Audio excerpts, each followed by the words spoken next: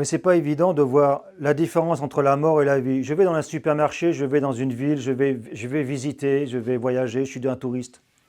Je suis dans les restaurants, etc. Je suis sur la plage. Qu'est-ce qui est vivant et qu'est-ce qui est mort? Oui, un Essénien va toujours regarder. Et la cuisine, elle est vivante ou elle est morte? Cet art, ce folklore, il est vivant ou il est mort? Ce festival, il est vivant ou il est mort? Cette musique, elle est vivante ou elle est morte? Vous voyez ce travail qu'il faut toujours faire? C'est une permanence après. La vie, c'est toujours un échange. Et la vie coule sans cesse et sans cesse. Elle est toujours en mouvement, la vie. Regardez un bébé.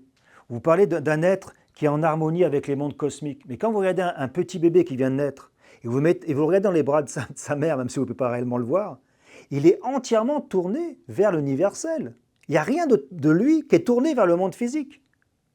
Rien. Si vous regardez bien, il ne sait pas parler, il ne regarde pas, il ne bouge pas. Il n'y a aucune interférence avec le monde extérieur. C'est magnifique de regarder un bébé, un nouveau-né de Dieu. Parce que tous les enfants qui naissent sont des nouveau-nés de Dieu. Après, ils deviennent Peter Nenov ou Hitler. Après, dans son cœur, c'est toujours un enfant de Dieu. Après, c'est toutes les influences, tout ce qu'on lui a mis, l'éducation qu'on a mis à l'intérieur de lui. Mais à l'intérieur de lui, Hitler, il a toujours voulu le bien, mais du peuple allemand. Voilà. Il avait une magie où ce qu'il disait, il arrivait à le mettre à l'intérieur des êtres. Et les êtres le suivaient. Voilà.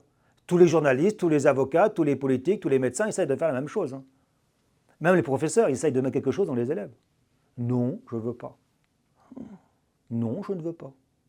Je n'ai pas besoin de tout ça. Je suis déjà ce que je suis à l'intérieur.